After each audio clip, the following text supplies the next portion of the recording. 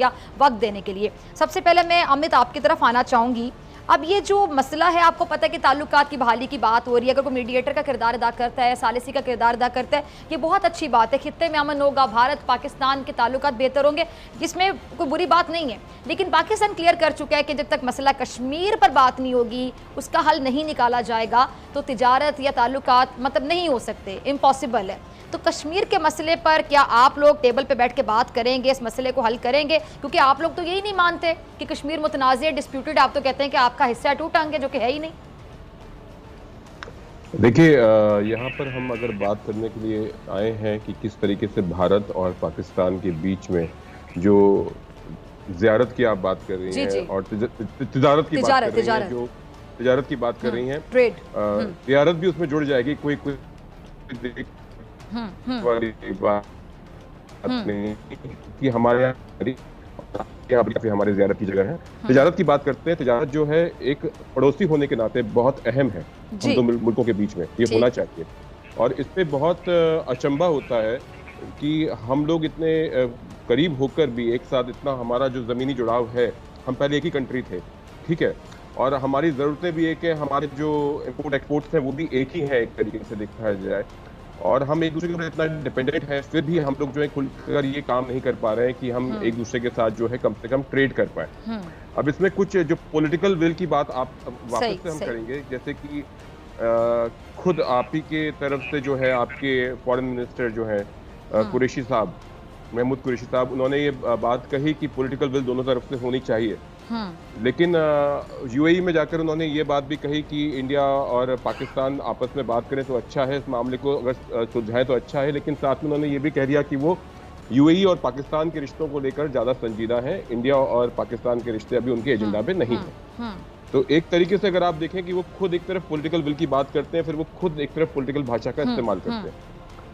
तो ये तो मजबूरी होती है सियासतदानों की कि वो कोई भी काम ठीक से नहीं कर सकते, क्योंकि उनको हमेशा वोट फैक्टर देखना होता है, उनमें रिलीजन, जाति पाति, ये सब चीजें जो है उनके लिए मैटर करती है।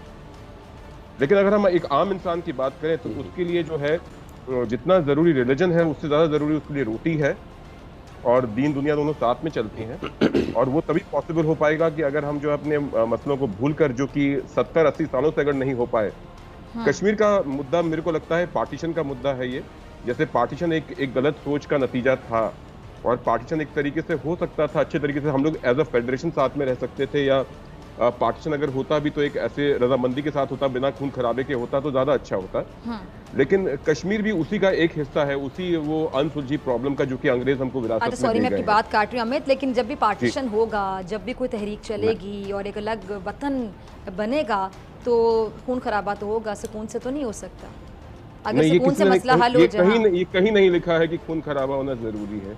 मतलब अगर भारत की जो सोच है, अब आप देख लें नरेंद्र मोदी साहब की क्या सोच है, आपके जो प्रधानमंत्री, आपके प्राइम मिनिस्टर हैं, कि वो मसला कश्मीर पर बात नहीं करे। आप लोगों ने कश्मीर पर जैसा कब्जा किया, मतलब ये कश्मीरी जो एनालिस्ट मेरे साथ मौजूद है, अगर आप इजाजत दें जरा उनका कमेंट चालू। राजा साहब का, राजा साहब कश्मीर के हवाले से इनके पार्लियामेंट में जो कुछ हो चुका है आपके सामने है, तो मतलब वहाँ पे इनके साथ खून खराबे के बगैर पाकिस्तान बन सकता था? मतलब अगर इतनी अच्छी सोच होती, वही सोच लेके चल रहे हैं ना आप लोग। 7 दहाइयाँ हो गई, 7 डेकेड्स हो गए, लेकिन सोच में तब्दीली नहीं है, बल्कि अगर मैं कहूँ कि और एक्सट्रीमिस्ट बनते जा रहे हैं, और वो सोच इस तरह की होती जा रही है कि मुसलमानों से नफरत करके या मुसलमानों के बारे में बातें करके वोट लिए गए बीजेपी गवर्नमेंट के। आप अग्री करेंगे राजा साहब?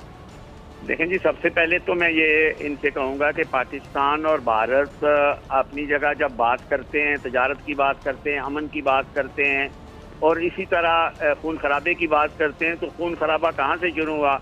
1947 में जब कश्मीर और कश्मीरियों ने एक फैसला किया कि मुस्लिम अक्सरीती इलाका है, इसको नेचुरली पाकिस्तान के साथ जाना था, तो वहाँ के हुक्मरान ने और हुक्मरानों के कुछ गमाश्तों ने इंडियन फोर्स बुला ली, इंडियन फौज ने, और उन लोगों ने जिनमें पाकिस्तान पर मुसलमानों को तय किया। 5 लाख से ज़्यादा लोग 47 में शहीद हुए, और फिर पिछले 70 साल में 1 लाख से ज़ायद कश्मीरियों को शहीद किया हुआ है। हज़ारों कश्मीरी जेलों में हैं, हज़ारों कश्मीरी जो हैं माएँ बहनें अपने खामदों का इंतज़ार कर रही हैं, माएँ अपने बच्चों का इंतज़ार कर रही हैं। भारत के जेलों में 10,000 से ज़ायद कश्मीरी हैं, और फिर कश्मीरियों की एक बहुत बड़ी लीडरशिप जो है वो भारत में दिल्ली के तिहाड़ जेल में, भारत के मुख्तलिफ जेलों में रखे हुए हैं।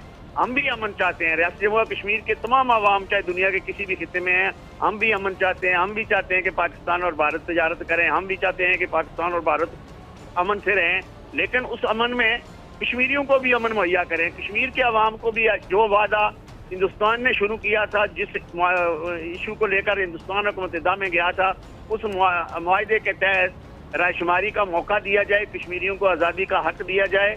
और पाकिस्तान यही कहता है कि पाकिस्तान हिंदुस्तान कश्मीरियों को मौका दे। इंसानी हकूक़ की खिलाफ वर्जियों के हवाले से आज पाकिस्तान आवाज़ नहीं उठा रहा, यूरोप की यूनियन की फॉरेन अफेयर्स कमेटी उठा रही है, जिनेवा से ह्यूमन राइट्स काउंसिल के रैपोर्टर्स उठा रहे हैं। बरतानवी पार्लियामेंट में कल दोबारा एक all party Kashmir parliamentary group की एजीएम हुई, वहाँ भी उन्होंने दोबारा इस बात को दोहराया कि रियासत जम्मू और कश्मीर के तमाम आवाम को आके खुदरादियत मिलना चाहिए, मकबूजा कश्मीर में ह्यूमन राइट्स की वायलेशन बंद होनी चाहिए। यही बात अमेरिका ने कही है। तो मैं समझता हूँ नविश्ता दीवार पढ़ना चाहिए और भारत के हुक्मरानों को अपनी ये हठधर्मी छोड़कर, अगर उन्होंने तजारत करनी है तो तजारत आप वाघा के जरिए शुरू करना चाहते हैं, मुजफ्फराबाद के जरिए, मदारपुर के जरिए क्यों नहीं शुरू करना चाहते? अगर आप हिंदुस्तान और पाकिस्तान के बाशिंदों को आपस में तबादला चाहते हैं तो रियासत जम्मू और कश्मीर के अवाम पर क्यों कदगन है? रियासत जम्मू और कश्मीर में हर तरह की पाबंदियां क्यों हैं? ये सारी पाबंदियां भी तो खत्म करें। अगर हम समझते हैं कि कश्मीर, रियासत जम्मू और कश्मीर जो है वो भारत का हिस्सा नहीं है, लेकिन अगर भारत के लोग ये समझते हैं, भारत का आपका आइन ये समझता है कि वो हिंदुस्तानी है, तो उन हिंदुस्तानियों के साथ जुल्म क्यों कर रहे हैं? उन्हें अपना हिंदुस्तानी भाई समझें और अमन करें। और ये 9 लाख जो फौज रखी हुई है आपने, वो दूसरे इलाकों में ले जाएं। मकबूजा कश्मीर में क्यों फौज रखी हुई है? इतनी फौज ज्यादा है, इतना जुल्म ज्यादती कर रहे हैं, और फिर दुनिया भर में जो लोग एहतजाज कर रहे हैं वो सिर्फ कश्मीरी नहीं है, वो सिर्फ पाकिस्तानी नहीं है। अगर पाकिस्तान के वज़ीर खारजा ने ये बात कही है तो उसने बजा बात कही है कि रियासत जम्मू और कश्मीर का फैसला किए बगैर ना पाकिस्तान और भारत का अमन हो सकता है, ना तजारत हो सकती है, ना हालात बेहतर हो सकते हैं। इसलिए मेरी आप लोगों से भी और तमाम उन लोगों से जो पाकिस्तान और भारत के दरमियान अमन चाहते हैं, उनसे रिक्वेस्ट है कि पाकिस्तान के हुक्मरान तो हर बात मानने के लिए तैयार है, पाकिस्तान के सियासतदान तो हर बात मानने के लिए है, लेकिन भारत के हुक्मरान कोई बात सुनने के लिए तैयार नहीं है। अमन की बात करते जरूर हैं, लेकिन अमली तौर पर जुल्म कश्मीरियों के साथ लेकिन सिर्फ बात की जाती है, आपको लगता है? हाँ, बिल्कुल पाकिस्तान के खिलाफ प्रोपेगेंडा जारी रहता है, उसे नहीं बंद किया जा रहा। अगर ये सारी चीजें बंद कर दी जाए तो मैं समझता हूँ और मसला कश्मीर का एक हल निकाल दिया जाए तो सारे मसाइल हल हो सकते हैं। ठीक है जी। हामिद खान साहब, मेरे ख्याल से मुझे सवाल पूछने की जरूरत नहीं, अमित ने भी बहुत से पॉइंट्स रेज किए हैं और राजा साहब ने भी बड़ी अहम बात की। बिल्कुल बिल्कुल। मैं ये कहूँगा, देखिए डॉक्टर फिज़ा, बात ये है कि ये जो अभी हमने यूएई की कोशिशों की जिक्र किया है पाकिस्तान और भारत के दरमियान कुछ अमन करवाने की और कुछ राब्ते करवाने की, ये यूएई की बहुत अच्छी कोशिश है, लेकिन ये कोशिश ज़ाया हो जाएगी, बेकार हो जाएगी जब तक भारत की तरफ से नेक नीति नहीं होगी, भारत की तरफ से वो नहीं होगा कि बगल में छुरी और मुंह में राम राम। अगर यही चलता रहेगा तो नामुमकिन है किसी भी किस्म का खित्ते में अमन हो जाना। क्योंकि आप ये बात जानती हैं कि कश्मीर का मसला जो है, जिसमें 1 लाख लोगों की जान चली गई है, आज कश्मीर दुनिया की सबसे बड़ी जेल बना हुआ है। और मैं राजा निजामत साहब से थोड़ा इख्तिलाफ करूंगा, भारत ना तो उनको अपना शहरी मानता है, अगर भारत उनको अपना शहरी मानता होता तो उनको इस तरह अपनी कॉलोनी या नौ आबादियाती या गुलाम रियासत की तरह ना रखा जाता। क्योंकि गुलाम रियासतों के साथ जो सलूक किया जाता है, आज कश्मीरियों के साथ तो वो सलूक किया जा रहा है। और पाकिस्तान की नीयत तो साफ है। पाकिस्तान के प्राइम मिनिस्टर ने 2-3 बार कहा कि जी अगर भारत 1 कदम बढ़ाएगा अमन की तरफ, हम 2 कदम बढ़ाएंगे।